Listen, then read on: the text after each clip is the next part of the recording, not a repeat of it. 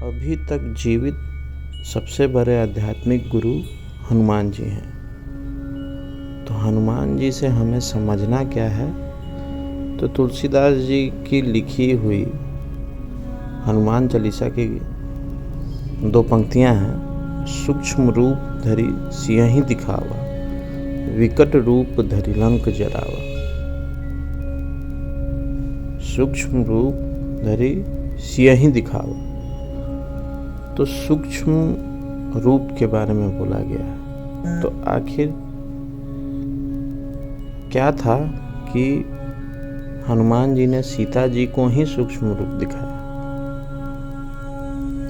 आखिर इसकी जरूरत क्या पड़ी। और विकट रूप धरि लंक जरावा, और विकट रूप धर के उन्होंने लंका को जराया। जो भयंकर रूप होता है उसको लंका को जराया। भीम रूप धरि असुर सहारे, और भीम का रूप धर के असुर का संहार किया। हनुमान जी अपने बारे में वर्णन कर रहे हैं कि वे डिजाइन्ड हैं ऐसे फॉर्म में जो वो तीनों रूप में आ रहे हैं। सूक्ष्म रूप सीता जी के समय प्रस्तुत हो रहे हैं, विकट रूप भयंकर रूप लंका को जलाने के कार्य में आ रहे हैं, और भीम रूप असुर को संहारने के लिए उनका कोई दूसरा रूप है। तो हनुमान जी अपने रूप को बदल सकते थे। तो सूक्ष्म रूप को कहते हैं सटल फॉर्म। तो आखिर जगत माता को सूक्ष्मता से दर्शन करने का मतलब क्या हुआ, आज हम इसको समझते हैं। तो हमारे अंदर परमात्मा वास करते हैं। हमारे शरीर के अंदर परमात्मा का एक अंश है जो वास करता है। उस परमात्मा के अंश को अपने मूल स्वरूप में चले जाना है। एक दिन ऐसा होना है कि वो खुद ब खुद अपने मूल स्रोत में जाने का प्रयास वो करते रहती है, और एक दिन वहाँ तक पहुँच जाती है। तो हमारा जो मूल स्वरूप है वो परमात्मा का ही स्वरूप है, और वो जब तक वो परमात्मा के स्वरूप में अपने को विलीन नहीं करेगी तब तक ले वो इस जाल में, जीवन मृत्यु और जीवों के जाल में फंसी रहेगी, और तमाम दुख सुख और जो भी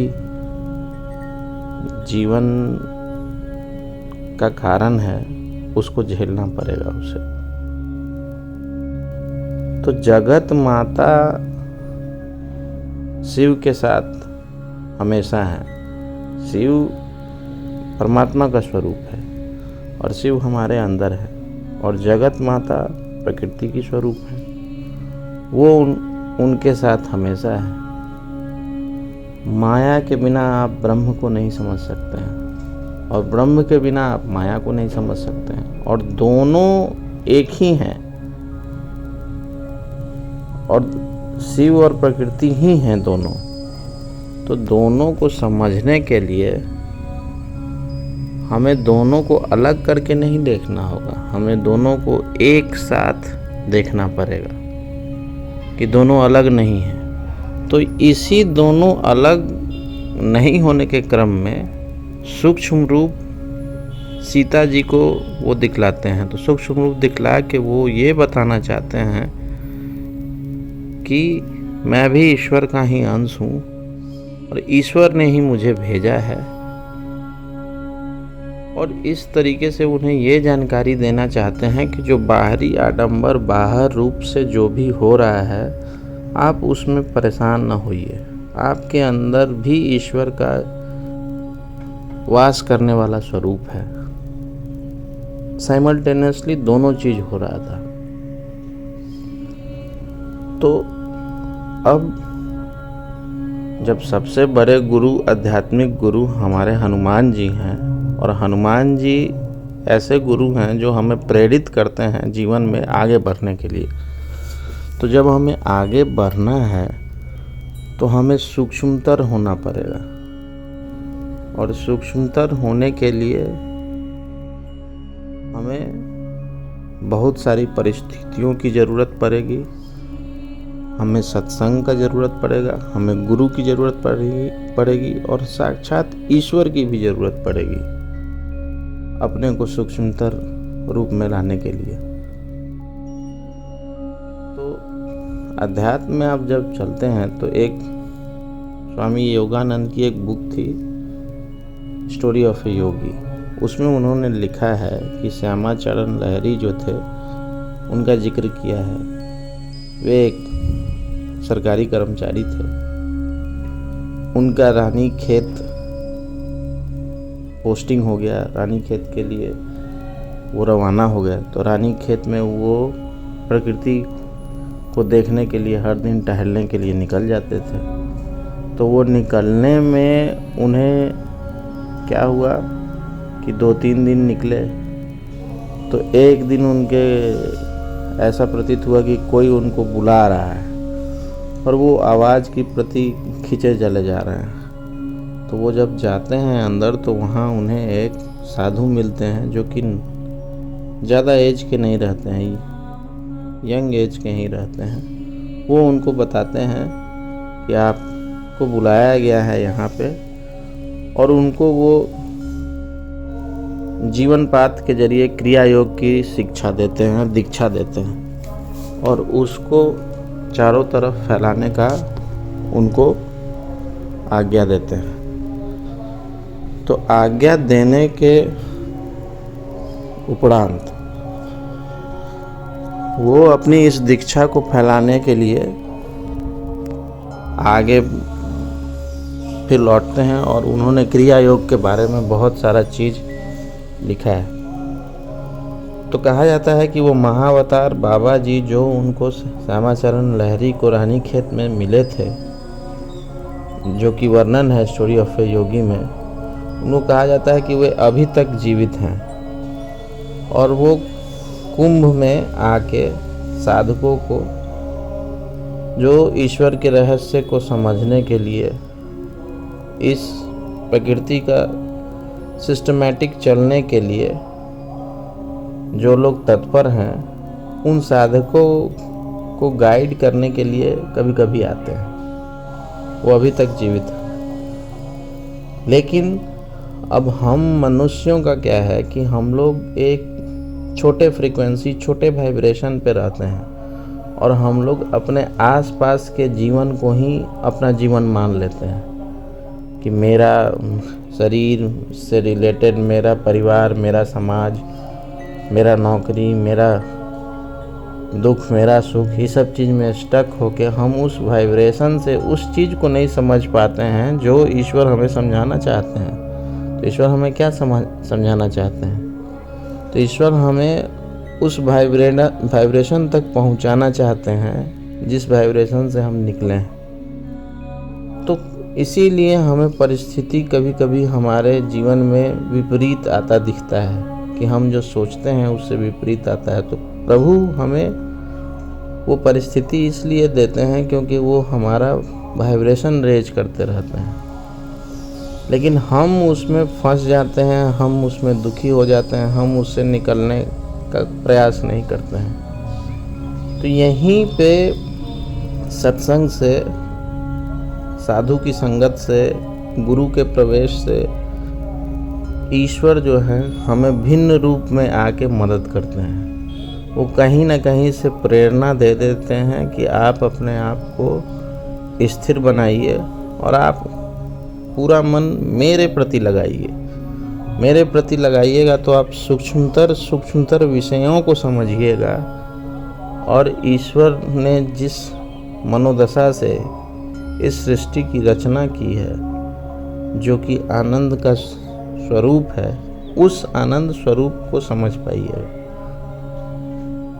तो हमें कभी न कभी जीवन में ईश्वर खुद ब खुद अपने तरफ बुलाते हैं, आकर्षित करते हैं और खुद ब खुद आ जाते हैं हमें प्रेरित करने के लिए सच्चे राह पे। तो हमें क्या है कि हमें चाहे हमारे जीवन में जैसी भी परिस्थिति हो, अच्छा हो, बुरा हो, खराब हो, कैसी भी परिस्थिति हो, हमें उस ईश्वर को भूलना नहीं चाहिए और आनंदित रहना चाहिए, चाहे परिस्थिति जैसी भी हो। तो इस परिस्थिति में रहने से क्या होता है कि हमें ईश्वर की कृपा प्राप्त होती है और ईश्वर की कृपा विभिन्न तरीकों से प्राप्त हो सकती है। तो वो तरीके क्या हैं? तरीके ये हैं कि जब तक हम अपने आप को गहन चिंतन में नहीं लाएंगे। अब गहन चिंतन क्या है? चिंता और चिंतन में अंतर है। चिंता मतलब कि अनवांटेड थिंकिंग, न चाहते हुए भी सोचना, जिस सोचने से कोई उपयोग नहीं है, ये मन का काम है, मन चिंता में डालता है। और चिंतन क्या है कि अपने अंदर जो वो परमात्मा का अंश है, उस अंश के बारे में सोचना कि ये अंश को क्या हो रहा है, जो हमारी परिस्थिति जैसी भी हो रही है, क्या वो परमात्मा का अंश इससे चेंज हुआ, इसके सजगता में कोई कमी आई, क्या यह डिस्टर्ब हुआ, यह क्या परिस्थिति को संभाल नहीं पा रहा है। तो हम पाएंगे कि वो तो जब से हम हैं तब से वैसा ही है,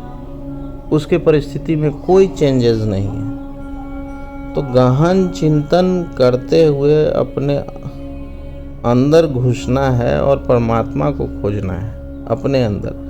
जब हम अपने अंदर खोज लेते हैं परमात्मा को, तब हमें पता चलता है कि वही गाइडेंस दे रहा है सब चीज़ को और उसके अनुसार सब चीज़ हो रहा है। तो जो वो गाइड करने वाला है उसके साथ हमें अपने आप को जोड़ लेना है, जो हनुमान चालीसा में भी लिखा हुआ है, मन कर्म वचन, मन से, कर्म से और वचन से हमें उस परमात्मा के अंश से अपने आप को जोड़ लेना है। और उससे जोड़ते ही हम सूक्ष्मतर विषयों को समझने लगेंगे, वाइब्रेशन को समझने लगेंगे। हमें हमारे जीवन में गुरु का प्रवेश होगा, ईश्वर का प्रवेश होगा। गुरु भी ईश्वर ही हैं, ईश्वर रूप में गुरु आते हैं हमें दिशा दिखाने के लिए। वो गुरु कैसे भी हो सकते हैं, वो हमारे माता पिता हो सकते हैं, भाई बहन हो सकते हैं, हमारे साथ कार्य करने वाले लोग हो सकते हैं, चाहे कोई भी हो सकते हैं। तो हमें समझना चाहिए कि ईश्वर हमें उस परिस्थिति से निकालने के लिए जो भी परिस्थिति दे रहा है उसको हम एक्सेप्ट करें और आगे बढ़ें, उसका भजन निरंतर करते रहें। ये ना कि दुख आया तो दुख में हम स्टक हो जाएं, उसको फेस करें और उससे निकलने का ताकत रखें। क्योंकि कोई दुख और सुख ऐसा नहीं है जो आपको ख़त्म कर सकता है, आपको ख़राब कर सकता है, आपको डिस्टर्ब कर सकता है। ऐसा कुछ है ही नहीं, आज तक जीवन में नहीं बना।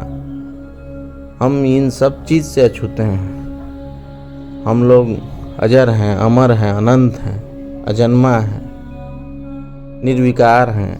हमें कुछ भी ये नहीं लगेगा। तो इस बात को समझने के लिए हमें अध्यात्म की ज़रूरत है और ईश्वर के नाम की ज़रूरत है। ईश्वर के तरफ बढ़ने के लिए ईश्वर के नाम की ज़रूरत है। तो हम अपने आप को ईश्वर में लगाने का पुरजोर कोशिश करें और अपने आप को सूक्ष्मतर दिशाओं में बढ़ाएं और उस चीज़ को समझें। तभी हम जाके अपने जीवन में पूर्णतः शांति में और संतुष्ट में हो जाने के साथ साथ आनंद में रह पाएंगे। तो आज के लिए बस इतना ही। ओम हं हं हनुमंते वायुपुत्राय पंचमुख हनुमते नमः। ओम हं हं हनुमंते वायुपुत्राय पंचमुख हनुमते नमः। ओम नमः शिवाय। जय श्री।